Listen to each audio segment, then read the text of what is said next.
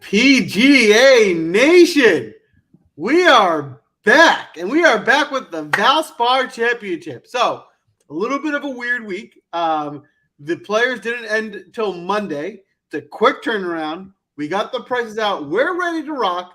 We might not have all the information that we normally would have by Tuesday night, but we have enough to get the draft going. Before we dive into Innisbrook, to Tampa, to the tournament this week, let's just give a little recap of the players. We all had a pretty good week last week.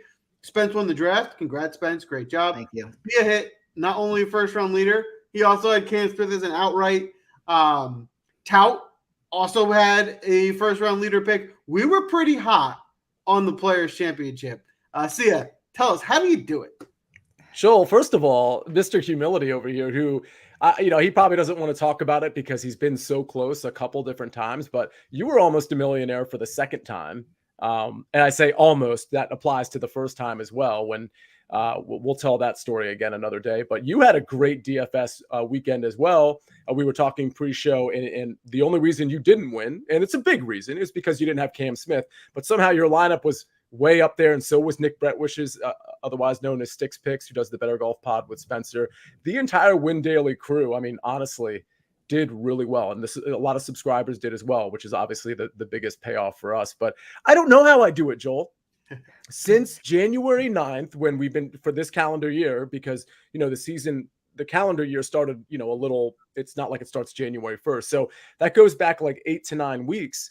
I've hit 5 first-round leaders, and I think it's so important for me when I post those to show how many I actually picked, because some people might be like, oh yeah, that's impressive. What are you picking? Like 15, and you're just putting like 0.025 on a bunch of different ones. It's like, no, I just pick 5 per week. Maybe 6 if it's alternate courses and, the rotating course thing, which we had at the beginning of the year, but it's typically 5 outrights and it's 5 first-round leaders. I've hit 5 out of the last, I don't know, it's been 8 to 9 weeks, so I assume that's 8 to 9 tournaments, unless I'm doing weird math. So I'm like hitting at like a 50% rate, which doesn't make any sense. No matter how skilled I think I am, like obviously there's so much luck involved there too. I mean, they're such gimmicky bets, but I have honed in on the value portion of it, and so that's what's really what I'm really happy about and really proud of, is like it's guys like Tom Hoge who are going relatively unrecognized, particularly whether it's the outright or the first round leader market. But we all know those guys like Tom Hoge, it's going to be hard for them to close over 4 rounds.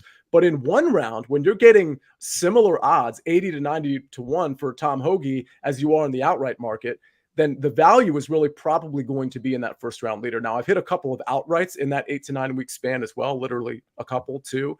But the 5 first round leaders, it's been an amazing year so far. I really genuinely hope some people have tailed me on these. I know some people have because I've seen the screenshots, but yeah, it was a pretty good DFS weekend, but not as good as Spencer's, of course, or yours, Joel. Spencer, another 6 for 6 in the team we draft on the PGA DraftCast. A lot of people were kind of like, rolling their eyes at your lineup because you went 2 superstars up top, and then you went with some 7K guys like Henley and Munoz.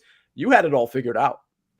Well, I appreciate that. And just to touch on the first round leaders and the outrights for a second, you mentioned that you don't pick the entire board. And I think there's a lot of people out there that do pick the entire board. And then all of a sudden you see on their Twitter that they've hit 1 million outright winners or 1 million first round leaders, and it looks good on paper. But, none of us on the Win Daily team do that. And I think one of the things that Sia does a really good job of, and all of us do a really good job of, just take this tournament, for example. We have 144 players in it.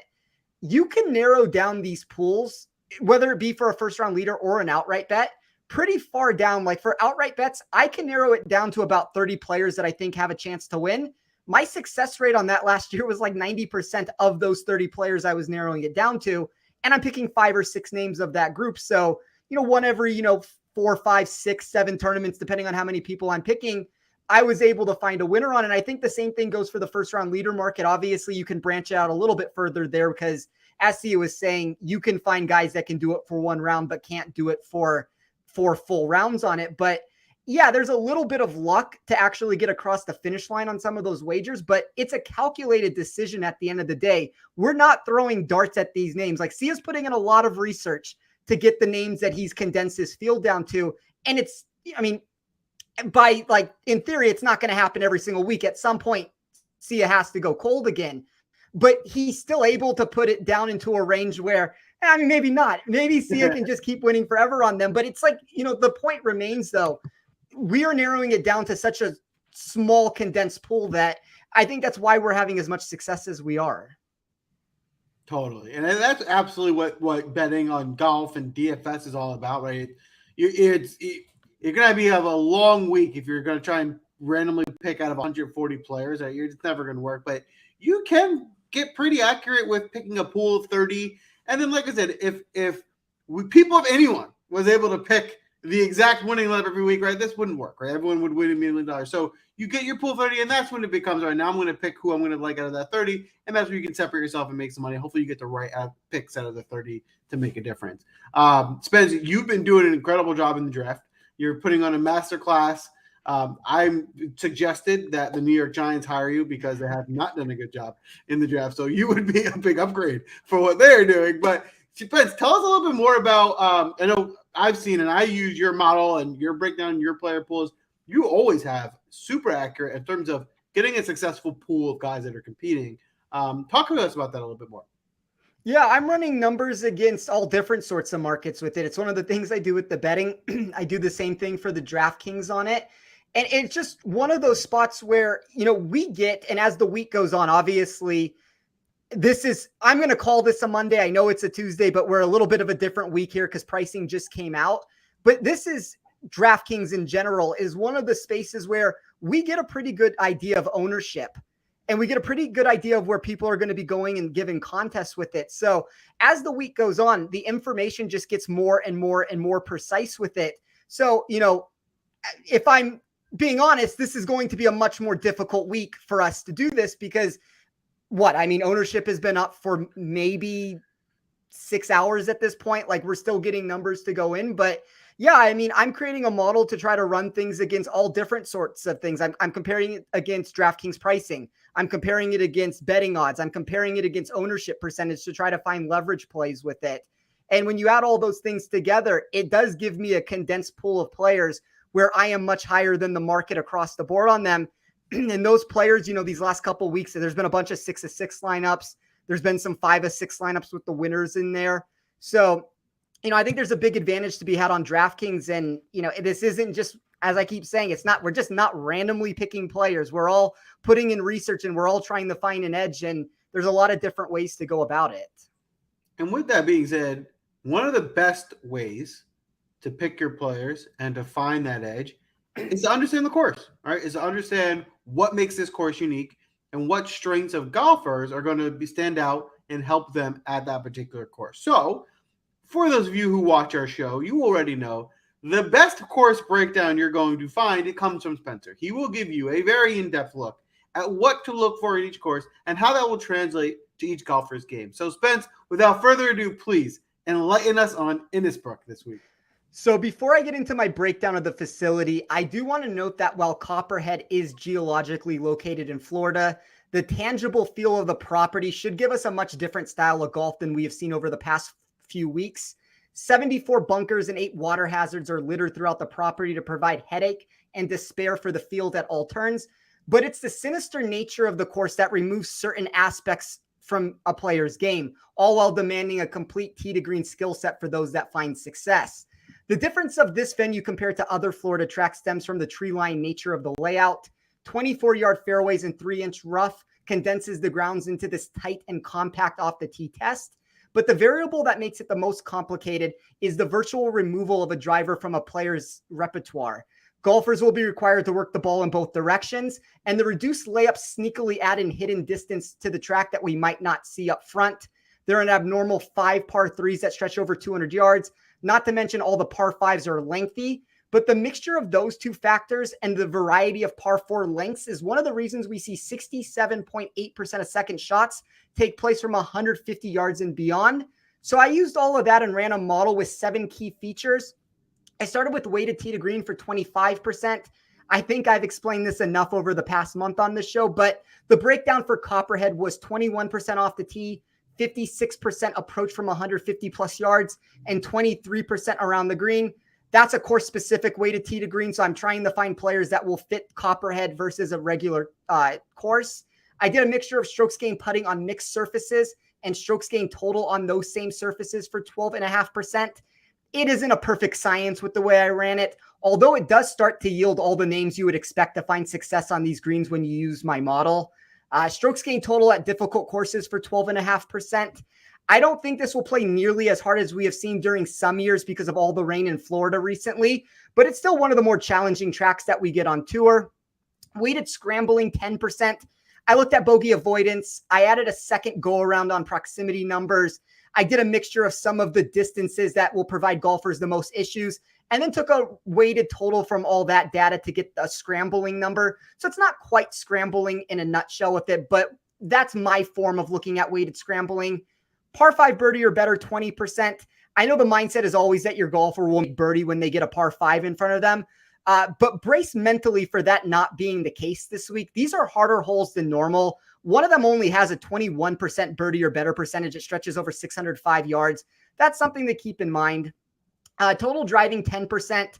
We have so many forced layups that I wouldn't go heavier than this, but I like doing a split between good drive percentage and distance, since the good drive percentage takes into account clubbing down, and the distance will help on some of the longer holes. And then I wrapped it up with GIR percentage and strokes gained around the green for 10%.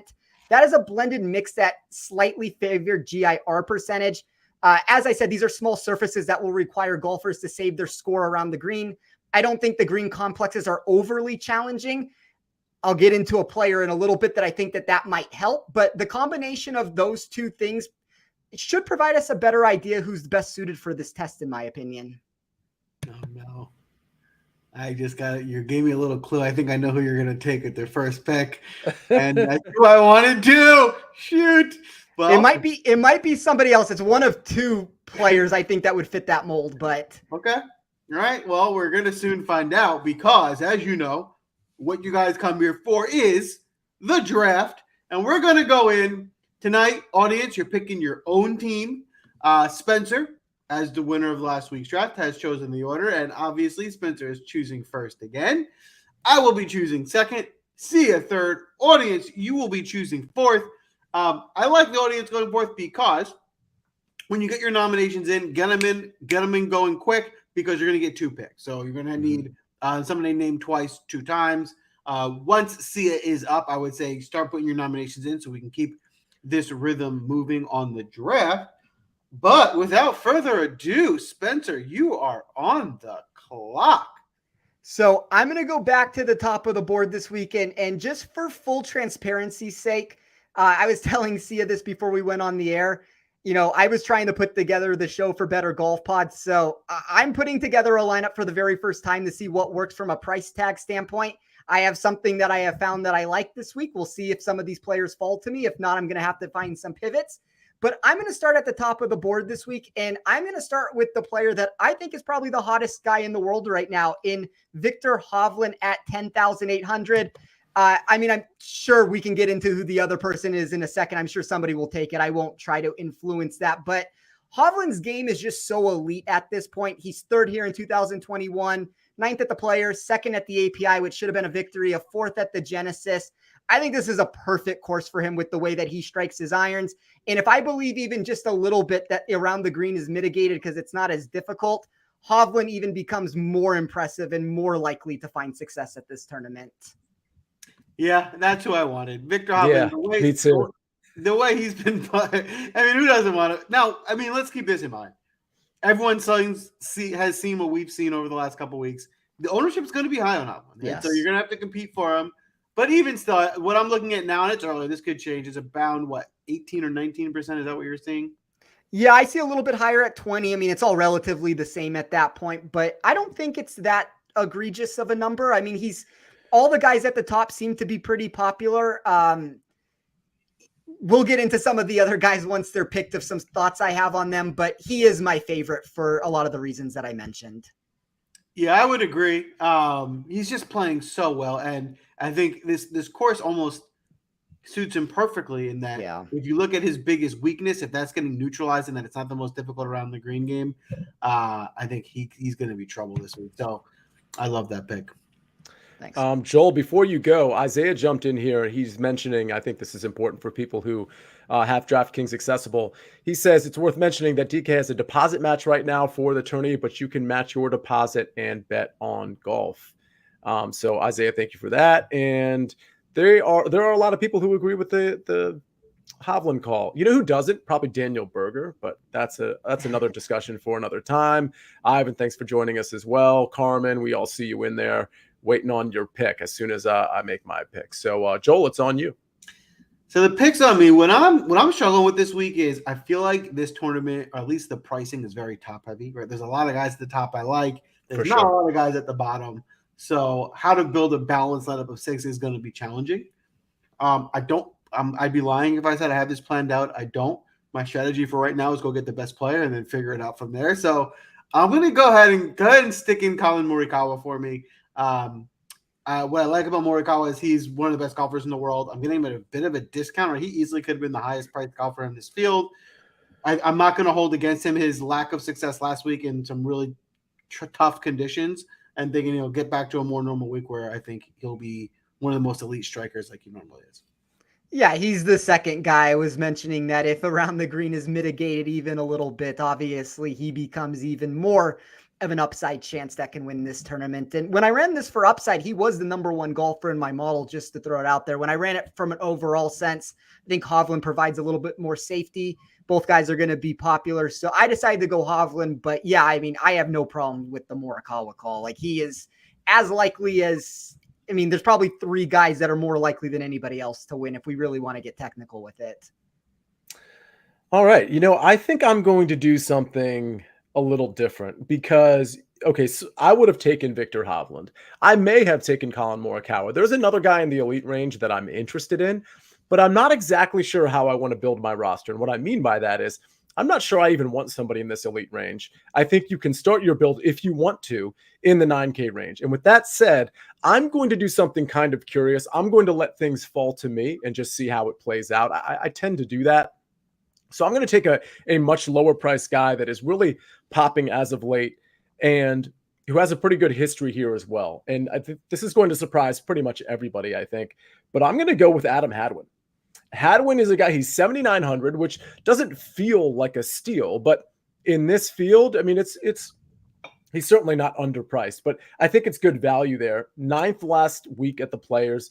He's coming off like a few pretty good starts. He missed the cut here the last 2 years. That's problematic, except for the fact that Adam Hadwin hasn't really been good the past 2 years in general. So I'm not as concerned with that. What I do want to stress upon everyone is that before the 2 missed cuts, he finished 12th and 1st. So he clearly has an eye for this place. He has a lot of experience with it, and he's coming in with good form. Let me take the value and see where I can build from there. So I'm going to go with Adam Hadwin. I like the strategy. I like this. So Joel, this is a fan of the First Cut podcast, which I was on earlier today as well. Greg Ducharme's boy. Yeah. So Greg Ducharme's been talking about, and by the way, Greg really wants to be on this show. For those of you that don't know, Greg is on PGA Tour Radio. He loves this concept. So we're definitely going to bring him on the show. So everybody wait for that. But David, thanks for watching both us and the First Cut pod. So, all right, we got some votes that should be coming in because we have back-to-back picks. I'm seeing a couple nominations here. Okay, so one of them is in. Yeah, one's in, and we need one more. So I think DJ is your first pick for the audience. Which I love. A couple nominations. We got Answer and Bez. So DJ's in, Charlie. So go. So yeah, exactly. I'm sorry to cut you off. We got, like you said, Bez. We got a Fitzpatrick nomination, but we don't have a second nomination. Oh, Answer. Did he get nominated twice? Yeah. Yep, Abraham Answer. I'll just right off the bat, I mean, one of you two go on this one, but I love both of those picks here. I agree. I think it's a solid start. The only thing I'll say about Dustin, just to throw out just a contrarian take on this, he's 6th in my model. I don't have anything negative to say. I talked about it a little bit last week when discussing some of these players, just because I thought it was noteworthy. Dustin's a massive underdog to a lot of players that are priced around him. Only thing I would throw out there now, the counter argument to that would be, I have noticed Dustin historically, when you give him these mixed surfaces where it's overseeded, this is where he seems to win tournaments. He caught fire at the end of the Players' Championship, obviously. Maybe this is where he puts it all together and wins. I don't know exactly what I'm going to do with him yet. It's a little too early in the week, but that's my thoughts on both ends of the spectrum with it. Like, don't mind the play. I'm curious to see where things go as the week goes on. If he is going to be over 15%, maybe I'll go someplace else. If he's under 15%, I think that sure, he's in play at that ownership percentage. Go ahead, Joel. I was going to say, to me, Dustin's definitely a GPP player for this week, right? Definitely yes. High upside, but volatile. 100%. And that's the thing. I think when you're looking at the betting, like when it comes to DJ and you're looking at the betting market, like I get that, but I think you're definitely playing, the 29 he shot on the back nine. I think it was a 29 on Monday afternoon. So it's one of those things where if he has like sort of got his groove back, if you will, then the upside, especially in this field, is pretty much, number one in the field across the board. You even see it with his numbers with the way that they're put out on these books. And I'm not saying that every single book is right with the way that they've priced them, but at a lot of the sharper books, money is coming in on him on the outright market, and it's coming against him in these head-to-head matchups, which is just going with exactly what we're saying here. It's high upside, it's high risk, high reward if it pays off. And that's why I'm curious to see where his ownership percentage is. If he's going to be 15+%, that might be more of a risk than I would be willing to take on. If he's going to be less than 15%, I mean, it's hard to argue against him over a lot of the guys that, I know it's an unfair comparison because some of these guys are cheaper, but if you drop down a little bit in price, I'd rather have Dustin than pretty much all those guys if ownership percentage is going to be the same. Yeah, totally fair. Okay. So the audience made, all three of you really made my decision for me, because Dustin would have been the third guy in the elite range that I was going to take. It's not that I have anything against Xander in particular, or who am I leaving out, or Justin Thomas. It's just that I'd prefer not to build my lineup with those two guys because I like so many guys kind of around them. So I just don't want to pay up there, especially with pricing being so prohibitive this week. So, I'm going to, when I was on the first cut earlier, I kind of knocked this guy, but I think just from some convincing that I heard, I think I might just go back onto him and just trust the value that I see in it. This is a guy that was literally the most popular guy in DraftKings last week. And he's not a guy that he's not a sexy pick. He's not a guy that we kind of see as a winner on the PGA Tour or the Euro Tour for that matter. But the metrics really speak to me. And to the extent people are jumping off from last week, keep in mind he did have the bad wave. Now, I'm not in love with this pick, but I am kind of in love with the value because I think he probably should be priced a few hundred more. And that actually matters in this tournament. It's not like last week where you can get guys like Brooks Koepka and like outright, like Will Zalatoris and Louis Oosthuizen's for like 8,600, 8,800, 8,900. With that said, I begrudgingly picked this, but again, it's a value pick, Matt Fitzpatrick.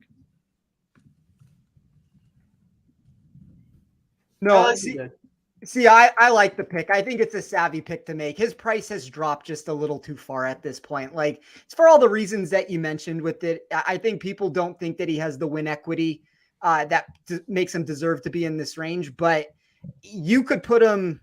He could be at the top of the $9,000 range if he would have made the cut and had a better tournament last week. And I think that there is a rebate discount that you're getting by going back to him. Right. And what I'm really doing here is because, I spent so little on Adam Hadwin, at least relative to the rest of you.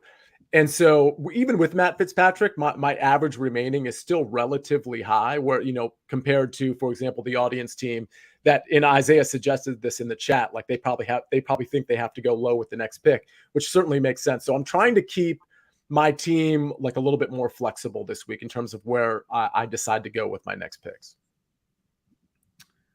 I like it. So now I got to balance my team out. I don't want to dip too low. So I want to make sure I can stay in this range. I'm going to go with Russell Knox. I like the way Russell Knox has been striking the ball. I think in the 8K range, he's really solid. My concern with Russell Knox this week is twofold. His ownership looks high for what he does. And two, to me, I'm not sure I love his upside rate. I think him getting a top 15 or 20, I like him for that. Getting a top 5 or 10, I think is more of a stretch for him. So, he's definitely a lineup filler for me, but but the ownership and the upside are concerns. I love that pick. I mean, I think there's an argument that Knox is the best value on this entire board. And I know that's kind of weird to say, but and it might sound like we're sort of chasing the 6th place at the Players, but that's really not it. I mean, he's making cuts, even in deep fields, he's finishing in the 30th range. And his history here is pretty good. 21st, 24th, 16th over the last 3 years at 8,100. I mean, listen, if we were talking about like 9,500, you'd be like, yeah, that's pretty good. I mean, it's not great. That's not what I wanted in my 9,500 golfer, but at 8,100 in this field, I think Knox has, maybe in other fields, he doesn't have the requisite upside, but he might have it here, especially after what we saw last week. Yeah, that's right. It's a bit watered down field, so I think there's a little bit more upside than maybe normal. Right. All right, guys. Yeah, go ahead. I will. I guess I will move us forward with my next 2 picks here. And by the way, I think Hadwin and Knox are probably 2 of the most underpriced golfers on this board. I think both of them have the same argument to be made to where if they were, $1,000 more expensive, I don't even think it's that egregious in a field like this. But with my first play or pick here, I am going to take Aaron Wise. Wise is the only golfer in this field that ranks inside the top 15 of my upside model that's in this $7,000 range. He's ranked 12th in both my reweighted tee to green category and total driving stat. He seems back on track after a cold start to the year, and I think there's a strong argument to be made that he can win this tournament, and I'm looking for some of that upside here. So I'm going to take him. That doesn't necessarily give me any ownership discount. He's going to be about 8 to 10% most likely. For my next play, trying to bring back up the board really fast. It's a tough decision on what to do here because I see has left himself so open that I'm not really sure what his plan is. So I think I'd rather lock up the player that I just want at this point, and then I put myself in more of the position where the audience is, where we kind of run into the same problems with it. But so to me, I think the top 3 guys should have been Justin Thomas, Victor Hovland, Colin Morikawa. I think the 4th price player on this board should have been Louis Oosthuizen. So I think I'm getting a bit of a discount on him at 9,900. He's going to be very popular. I'm going to have to try to find a contrarian route with it, but Hovland and Oosthuizen have some of the best form entering this tournament. Oosthuizen's been brilliant at this course in the past, 8th in 2021, 2nd in 2019, 16th in 2018, 7th in 2016. So I like the start to this build. I think I have upside. I obviously have a lot of ownership that I'm going to have to figure out on the back end of this, but I think this is a very good start to my build for where I want to be this week. I am extremely disappointed you did that. I really didn't think you were going to do that because of how you started, but that was my guy. I mean, Louis was like the bedrock of what my team was going to be. So there goes that plan. I mean, I obviously love that pick. I'm going to have some pricing problems here because I agree with what Joel said earlier. There are some players I like this week down lower on the board. If they don't fall to me, all of a sudden this becomes kind of a bit of a train wreck. But as of right now, I'm fine with the way that the lineup is building, and hopefully I can get – there's probably about 5 guys. If I can get 3 of those guys to fall, I'll consider it a win. I like it. You're right. This is a challenging draft because, when I make my lineups this week, there's a select group of guys that are going to be my value picks, and with you guys taking some of them, I'm running low on who I'm looking at down there. And I'm going to take a risk here with my next pick. I'm not going to go low again. I'm going to take a guy who I like his form. I actually think he's a little bit overpriced this week, but he's playing so well. I think this is going to be a good course for him. I'm going to go with Alex Norton at 8,700. Yeah. If you look at his recent form, he's 26th at the Players, 5th at the Honda. A few weeks before that, he was 6th at the Phoenix. So I just really love the way he's playing. At 8,700, I think he does have some high upside, and it's still in the 8K range where I'm not kind of using all my salary. I can still kind of balance out the rest of my lineup without having to dip too low. I made this joke to Nick. So Alex Norton's 8,700. Jason Day is 8,900. Did I do this pricing? Why is Jason Day in front of Alex Norton this week? It's a really, really good question. It's because Alex Norton doesn't have the respect that Fair. probably he deserves. You know, it's funny. What I've always said about Alex Norton, like literally over the last year, is that he's kind of like the poor man's Cam Smith. He like doesn't pop in models, but he has a way of kind of figuring things out, whether it's with the short game or otherwise. But that's not true anymore. Because if you actually look at his approach stats, they're kind of incredible, at least as of late, you know, smaller sample size, but he's really crushing it on approach. So not only is he this technician like Cam Smith that can just kind of figure out how to get the ball in the hole, but now he's actually clicking with the approach play. So you know, it's funny. I think he's overpriced too, in a sense, but that's because I sort of have the old perception of who now Alex Norton is in my head. I think it's probably the right price as it turns out. I definitely would have considered putting him on my team as well. So I absolutely love that pick. I'll just throw this out there. I think he should have been in the 9,000s. So I guess I'm a little bit different with that. We're all saying the same thing, I guess, essentially, but I think Norton's a very savvy pick. Fair enough. Okay, so it's on me. So full disclosure. Okay, so I know what the audience is going to do. I'm pretty positive what the audience is going to do. And I know the guy that I was going to take here, I know the audience can't take him. They just can't. So I'm going to go ahead and take the guy that I think at least one of the two guys that I know they were going to suggest, because I know they think they need to go low. We all need to go low somewhere. There's a couple guys I like in that sort of low end range. I don't know if I'll get there on this team right now, but here's a guy who I don't think has any experience on this course, but really measures out really well. And he burned some people last week, but the game is there. The game speaks to me, and the price really speaks to me. I am very much willing to take a chance on Mito Pereira when he's 7,200 in this field. So now this frees up the money that I need to pretty much do anything I want from here on out. So while I lost out on Louis, my plan, just so you know, was to go Mito Louis here, okay? So I didn't get the chance to do that. You'll see maybe a big gun that I'm going to take with my next pick, but it's Mito for now. Well, we'll call it even, Sia. I screwed you over once. You screwed me over once. But perfect. Just to throw out some stats on Mito that I really like this week. So if we look at his ball striking over the past 3 contests, he's averaging 4.3 shots tee to green. It's just been the putter that's held him back. He's losing 2.23 shots per start. That's the sort of trajectory I'm looking for on guys that are like he is. I mean, I don't even think it's outlandish to say he should be like an $8,000 golfer in this field. He's going to be very popular because of how low they placed him, but that has thrown in a bit of a loop for what to do now, because he was the guy that I was hoping that I could build the rest of this lineup around, and it's going to have to be a little bit of garbage picking to make sure that this works now. I hear you. All right, so we have some nominations coming in. I want to check. One guy might have gotten nominated twice, but no, it's the same person who said his name. So we have like 6 different golf.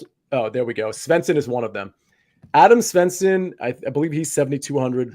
That's going to be one of the guys on the listeners team. And then we're waiting for one more. We have plenty of nominations for some other guys here. We just need a second.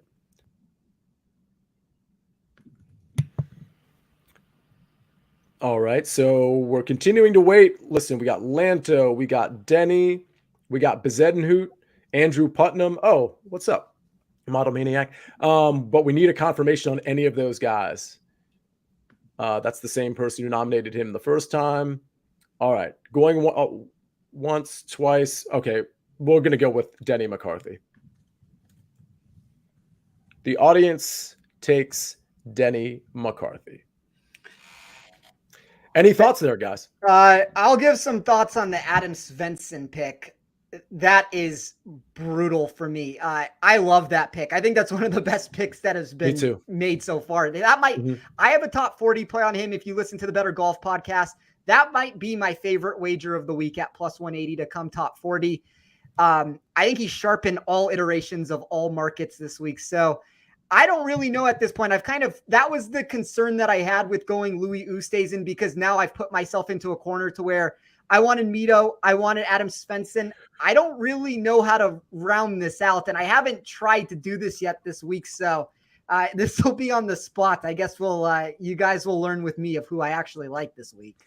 You know what's great about that Svensson pick? I mean, obviously the putter is what typically lets him down in kind of a big way, but he rates out so. And by the way, Team No Putt can succeed on this course, but if you look at the last 50 rounds, you would think that Svensson's sample size to the extent it's good, would be like the last, 24 rounds or 16 rounds or something like that. But let's go last 50 rounds. He's 10th in approach in this field.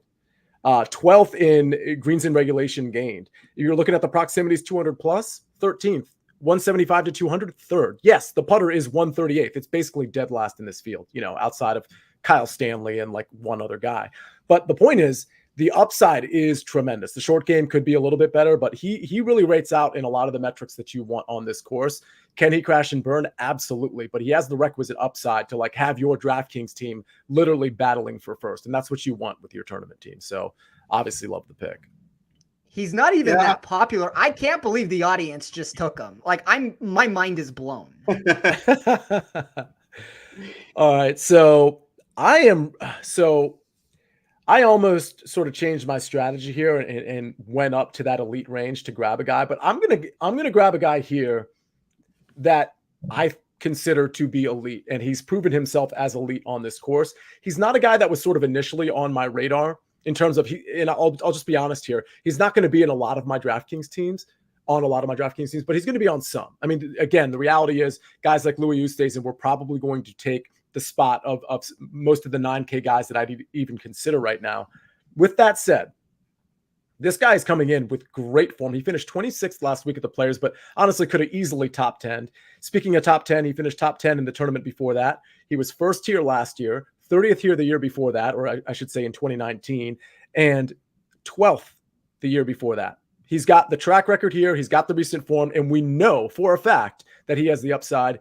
Give me Sam Burns at 9,600. Very good pick. Very, very good pick. Appreciate it.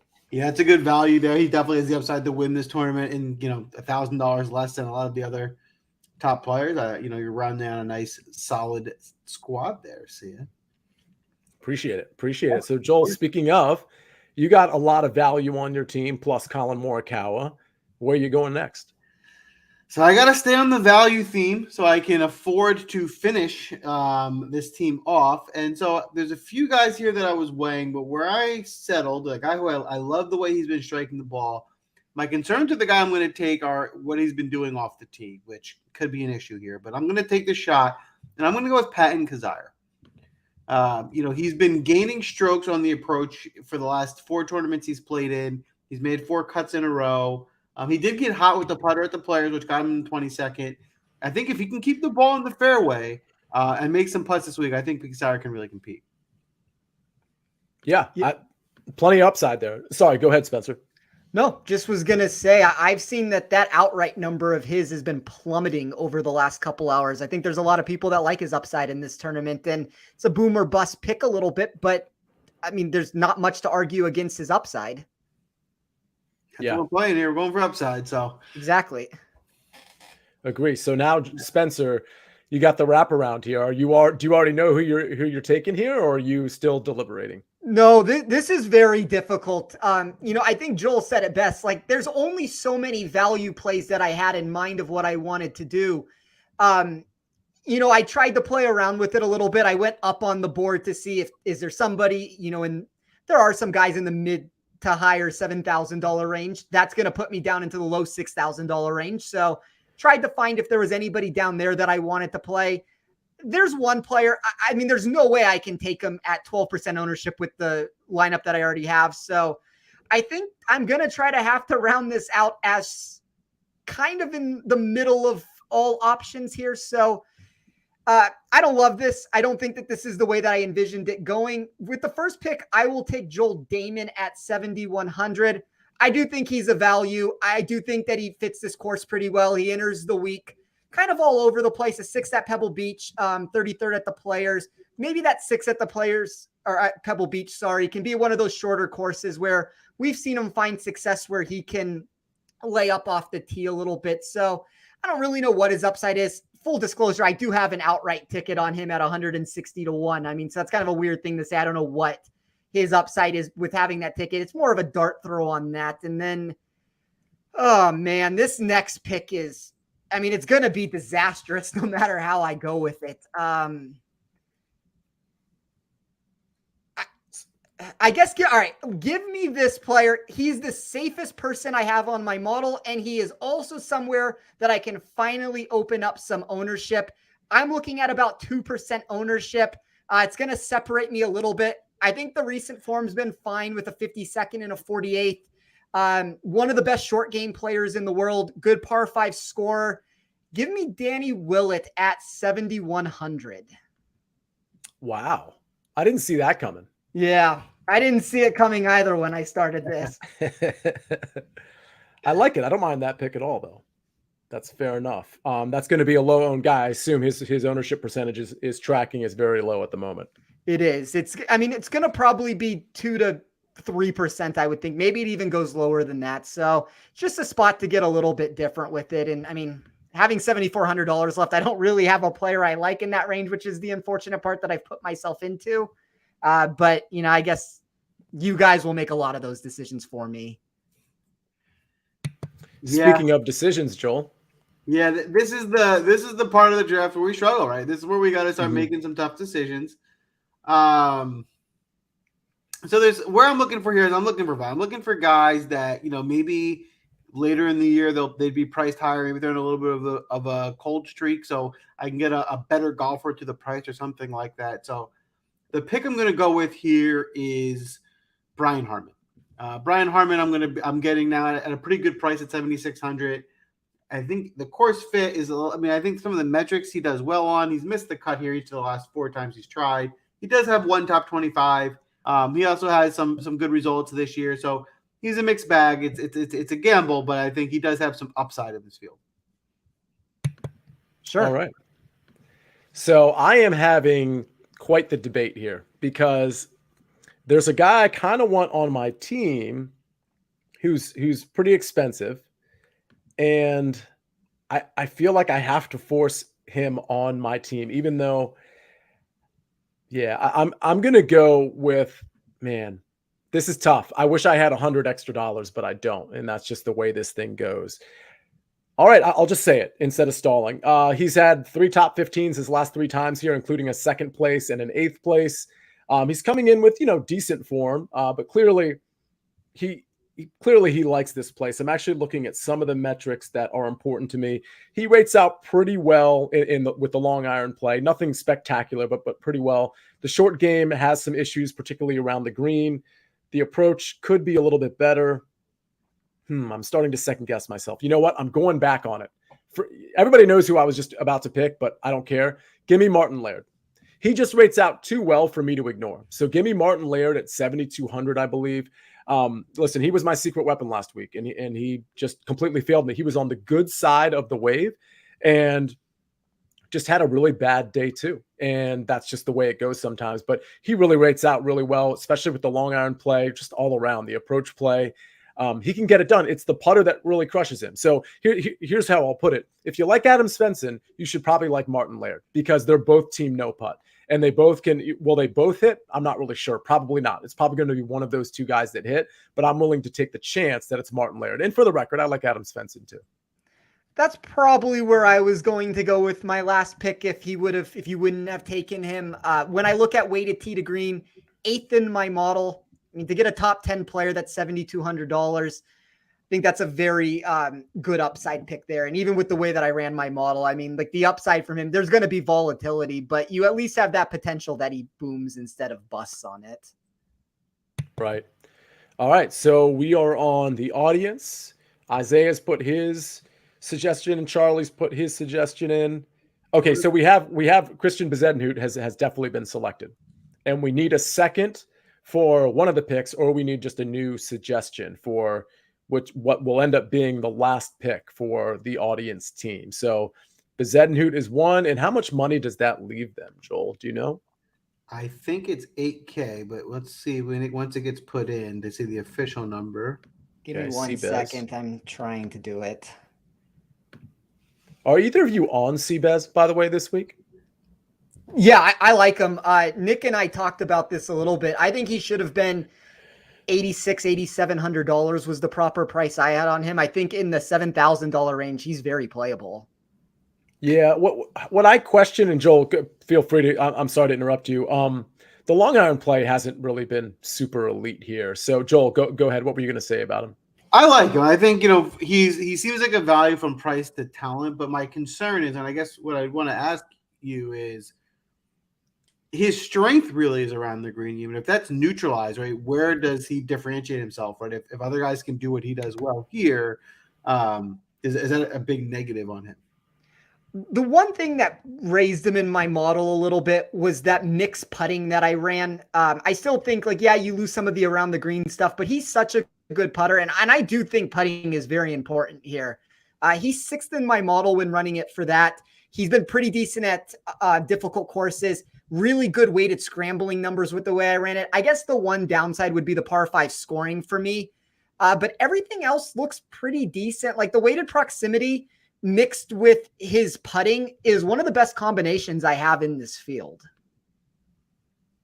All right. Fair enough. Okay. It's on me, huh? Okay. So, I'm sorry. The second nomination was Lanto Griffin. I saw a second nomination for Lanto after Isaiah. There was some other, Byron had, Cameron Tringali in there, and we had some other, Francesco Molinari, I think, is really interesting.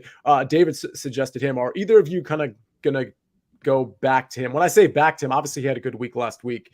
Are we chasing that? Is he back or this does seem like a decent course fit? Anyone on Francesco?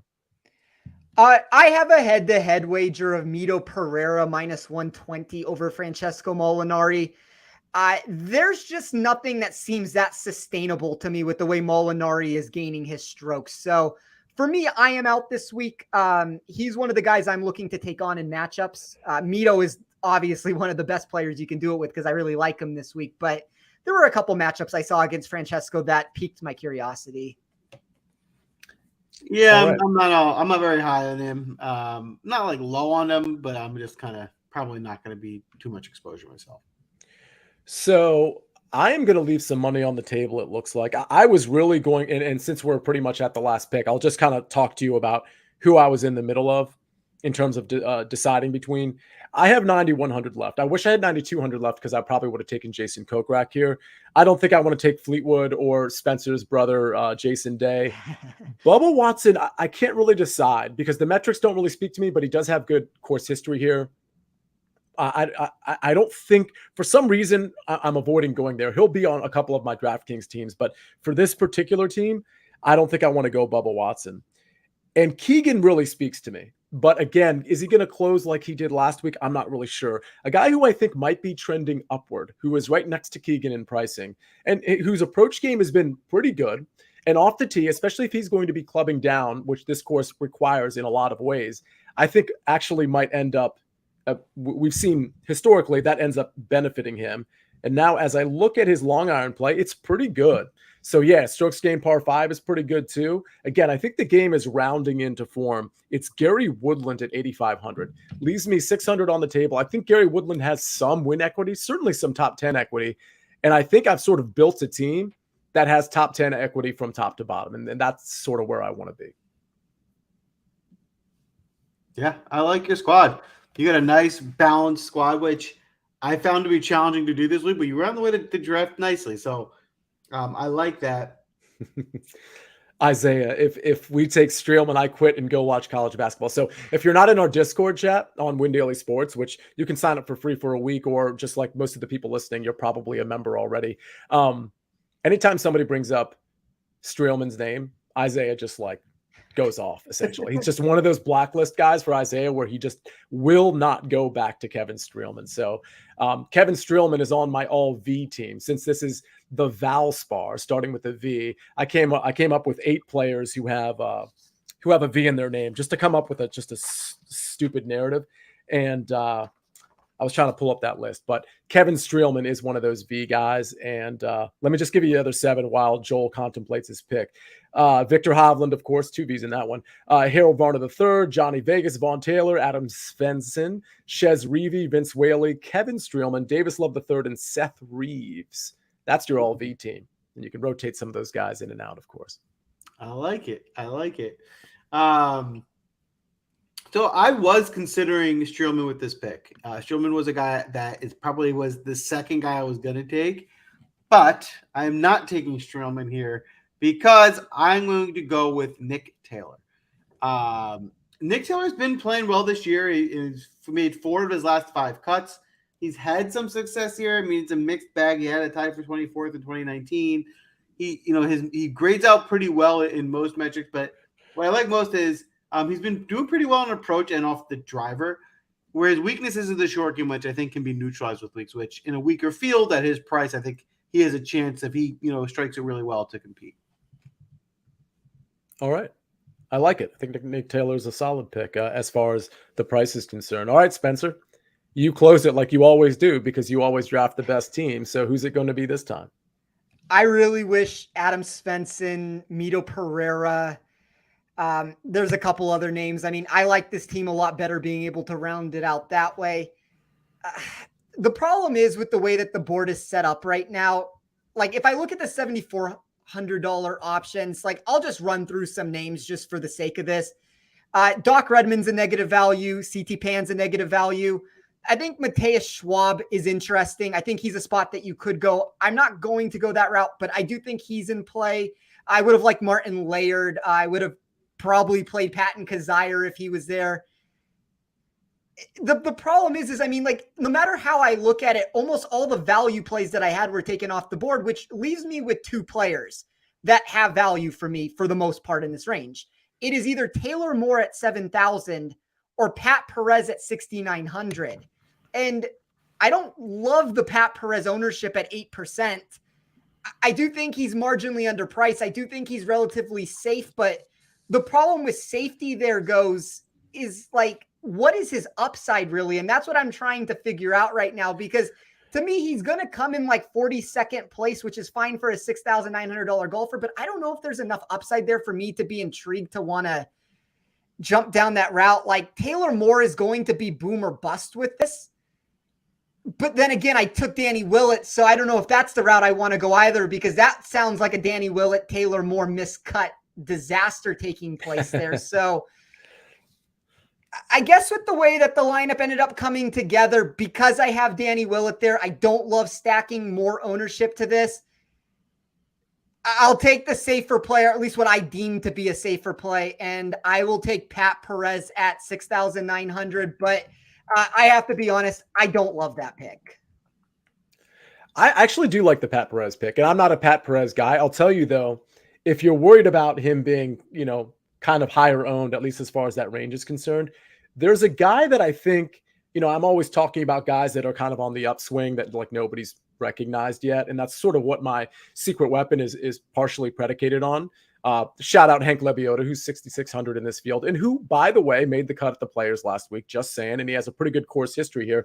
But I just wanted to say a pivot in that same range off Pat Perez, who I do like, is JJ Spawn, who hasn't been playing excellent golf, but just from an eye test standpoint, has been playing pretty good golf. Missed the cut last week, but he made 2 cuts in a row before that.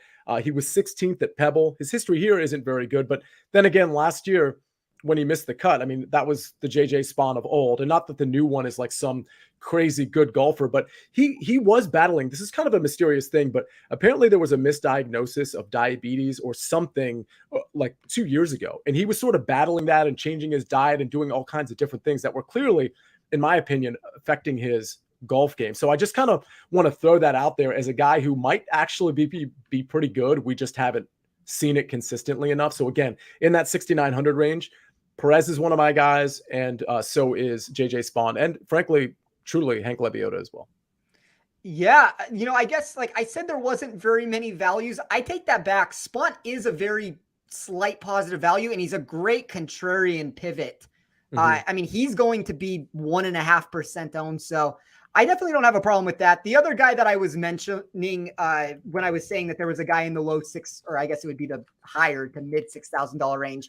My model really likes Vaughn Taylor. He's going to be 12% owned. I probably am not going to be able to get myself to go there. I think maybe you can play him as a top 40 and get your exposure that way with it. But I mean, that's a guy that at least on my model, like he was popping in a lot of areas of what I was looking for. So we did have a question about, I think it was Logan Chamberlain who asked us in the chat about Kisner and Keegan Bradley. And I'll say Stephen Pilardi, otherwise known as Sicily Kid on our PGA team, does our ownership article tomorrow around 5, 6 o'clock. He chimed in and he said, well, I'm on Keegan. I'm not on Kisner. That would have been my answer as well. Do you guys have any different takes? I'm not fully on Keegan. Like, I'm not playing him a lot, but in the 7 or 8 lineups I make, does he make one of them? Probably. Does he make 2? Maybe. I'm not really sure. Probably just 1, to be honest with you, but I don't mind him. Joel, do you have any other, like, are you on either of these guys at all? I like Keegan. I think what I saw from him last week, I really liked. The concerns are his price seems to be up because he played well last week and the ownership is really high. And, had he just done a normal finish last week, he would have been in the 7,000 range and been a much more playable player. So I do think he's overpriced and overowned, but I do think he can compete because of the watered down field. Right. 31 of 34 tournaments, Keegan Bradley has gained tee to green. Keegan Bradley is number 2 in my model in weighted tee to green. With both of those things being said, this is the disaster spot that Keegan always seems to burn people, where now everybody's decided he's playable. He's going to be 18 to 20%.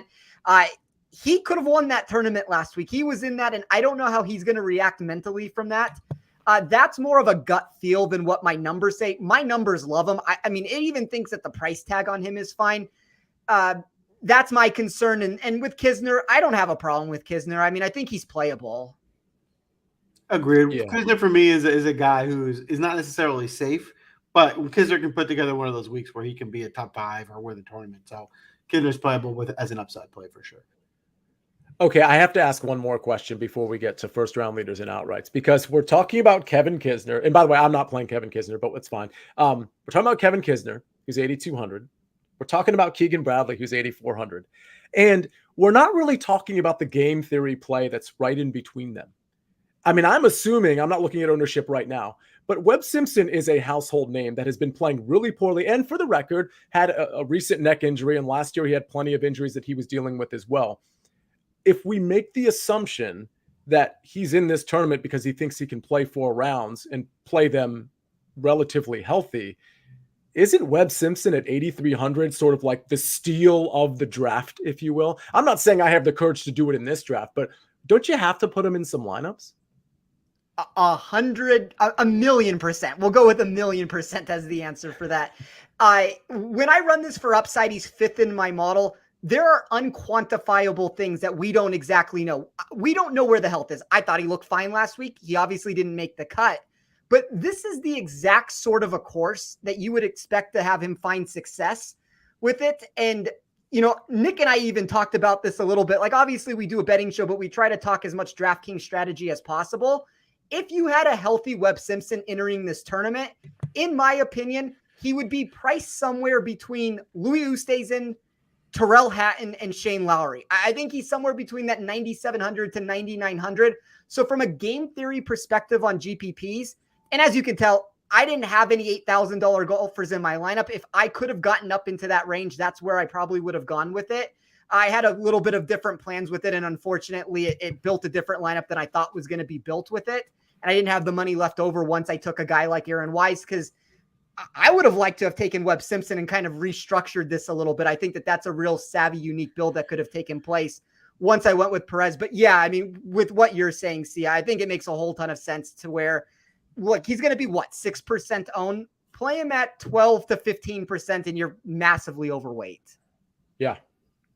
Yeah. I agree. He's one of the highest upsides for this price range for sure. There's major concerns, right? I mean, you don't know if you're playing a healthy person, which is, he might even come out there, have a great round 1 and not be able to sustain for 4 rounds, right? So you might look great on day 1 and then kind of fall apart. So I think, or Joel, he might just be kind of like warming up and kind of tweaking things for Augusta. Like, he might be in that mode where he's like, I got to have competitive play here. And so he's not really taking his finishing position seriously. That is all a possibility. So I totally agree. It's not like my biggest single entry is going to have him, but the reality is, what if that is wrong? Like, what if he's actually healthy and he's gotten some reps in over the last 2 weeks? Then it's like, whoops, Webb Simpson was 8,300 right next to like guys like, Kevin Kisner and not too far removed from Bernd Wiesberger and guys like that. It's like, wow, like that is a steal if it actually works out. Yeah, I agree with Spencer's take in that he's worth having shares of because of the upside, but you don't want to go too overweight because it could kind of drown your week if he does, miss the cut and he's not healthy. Totally. Yep. All right, that's a wrap on the draft. Throw in the comments. Let us know whose team you like. Who do you think is going to win this week? It was a fun draft, but we're not done yet. Before we wrap up tonight, we're going to give you some outrights, some first-round leaders, and then we'll head out for the night. So, see ya. I'm not going to kick us off. Who do you like in the outright market?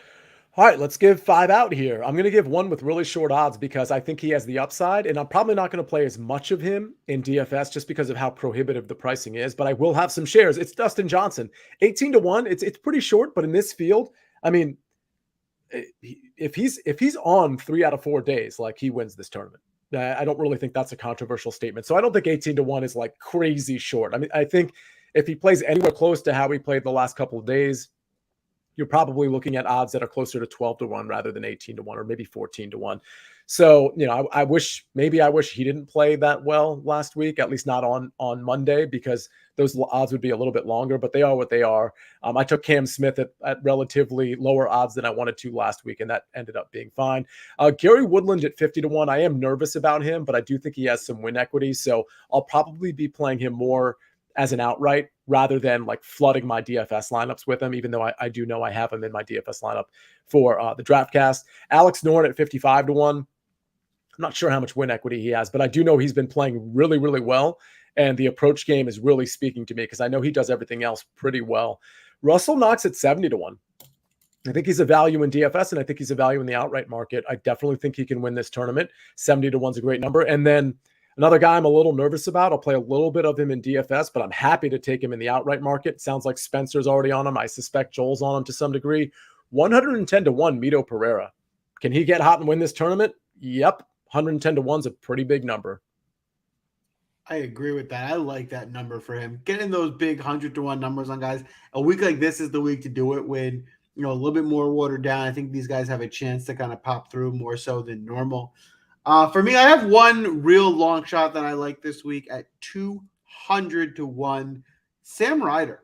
I really like the way Sam Ryder has been playing. He's been striking the ball really well on a course that will neutralize some of his weakness in his around the green game. I think he can, if he catches a hot week, he can win a tournament. So at 200-1, I think it's a fun kind of Hail Mary to throw. And then more realistically, I like Shane Lowry at 31. Shane Lowry's been playing well. He's really striking the ball well. You've seen he almost won a couple of weeks ago. It started raining and he fell apart. But this is another course where I think he'll compete. At 30-1 is a really solid number. And then in the more realistic realm, my first pick, I like Colin Morikawa at 14-1. Yeah, I do want to point out something with Lowry, because I think people are kind of off him this week for whatever reason, not because he played poorly last week or anything, but I just think people are on different names, including myself. I was all over Lowry last week, but then again, he was 8,000 last week, right? So I do want to point out that if you just look at the ball striking numbers alone at the players, he gained 5.60 strokes ball striking, okay? 1.71 off the tee, 3.89 on approach. The Honda Classic, where he finished second because of that just deluge that came down, that monsoon, he gained 11.19 strokes ball striking, and 7.11 were on approach. So again, on a course that really emphasizes approach, and by the way, he gains with the putter all the time too, and he's not bad around the green. So he really has all the boxes checked. So I think Lowry should be sort of back in consideration, even though the price is a lot higher. I do like Shane Lowry quite a bit. Agreed. Spencer, what are you looking at here in the outright market? So I want to preface it by saying that I think the winner of this tournament is going to come from one of the 25-1 guys or better on the board. With that being said, there's a lot of names, and I'm going to rattle off some right now. I'm going to be looking to add one or two of these guys once the tournament starts at probably a better number that I'm getting right now on, Thursday night or Friday night. That list to me is Sam Burns, Louis Oosthuizen, Victor Hovland, Colin Morikawa, Jason Kokrak, Matthew Fitzpatrick, Shane Lowry, and Tyrrell Hatton. I have a lot of room, as you'll see in a second, with the bets that I ended up taking. But one or two of those guys is what I'm going to be looking to add on Thursday or Friday. Of bets that I actually have put in on this point, and everybody is over 100-1. I took Aaron Wise, Adam Svensson, and Danny Willett. All those are on DraftKings. The Wise number is 100-1. The Svensson number is 250-1. The Willett number is 200-1. I grabbed two guys on FanDuel. That would be Joel Damon and Jonathan Vegas. Both of those are 160-1. In retrospect, I don't know what the win equity is for those two guys. I kind of talked about Damon a little bit with it. I think Vegas falls into that same category a little bit, but I thought 160-1 was a good number. And then the other one that I grabbed, I was fortunate enough to grab 125-1. I've seen this anywhere between 110 to 125, but Mito Pereira. So it's five guys right now that I'm kind of just dart throwing. And then I'm going to add one or two of those big names after Thursday or Friday, depending on where the numbers go and what my model ends up telling me.